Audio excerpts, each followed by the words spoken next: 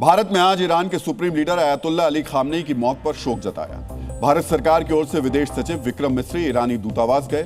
शोक पुस्तिका पर हस्ताक्षर कर उन्होंने श्रद्धांजलि दी। विदेश मंत्री एस जयशंकर ने भी ईरानी विदेश मंत्री अरागची से फोन पर बात की। पिछले 6 दिनों के भीतर दोनों नेताओं के बीच ये दूसरी बातचीत है। भारत ने ईरान और खाड़ी क्षेत्र की मौजूदा स्थिति पर गहरी चिंता व्यक्त की है। इस बीच प्रधानमंत्री मोदी ने फ्रांस के राष्ट्रपति मैक्रों से बातचीत की। दोनों नेताओं ने मध्य एशिया की मौजूदा स्थिति पर भी चर्चा की। क्षेत्र में शांति और स्थिरता बहाल करने पर जोर दिया।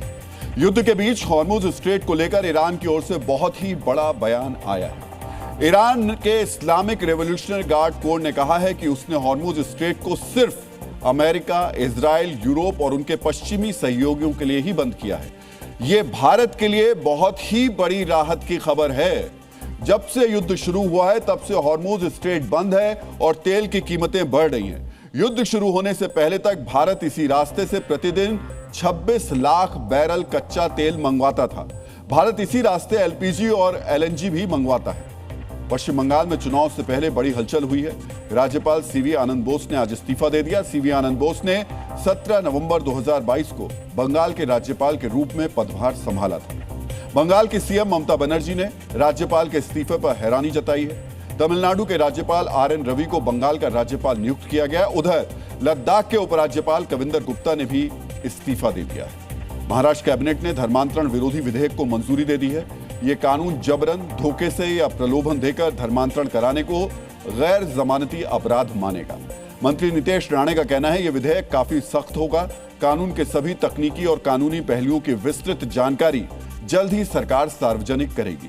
लंबे समय से उठ रही मांग के बाद फडणवीस सरकार ने यह महत्वपूर्ण कदम उठाया है। सोने और चांदी की कीमतों में एक बार फिर गिरावट दर्ज की गई। मल्टी कमोडिटी एक्सचेंज पर चांदी के भाव में 3,500 रुपए की गिरावट दर्ज की गई। 1 किलो चांदी 2,65,000 रुपए में अब मिल रही है, जबकि सोने का भाव 1,250 रुपए प्रति 10 ग्राम कम हुआ। शेयर बाजार में पिछले कुछ दिनों से चल रही मायूसी भी आज खत्म हो गई। सेंसेक्स 900 अंकों की बढ़त के साथ 80,000 के पार चला गया। वहीं निफ्टी में भी 285 अंक की बढ़ोतरी दर्ज की गई। नेपाल में नई सरकार बनाने के लिए आज वोटिंग हुई। हिंसा की छिटपुट घटनाओं के बीच 60% वोटिंग हुई। जेन ज़ी आंदोलन के बाद हो रहे इस पहले चुनाव में युवाओं के बीच जबरदस्त उत्साह देखने को मिला है। जिन शहरी और सुगम इलाकों में इलेक्ट्रॉनिक वोटिंग या बेहतर व्यवस्था थी, वहां मतगणना आज रात से ही शुरू हो जाएगी। देर रात से ही रुझान आने भी शुरू हो जाएंगे।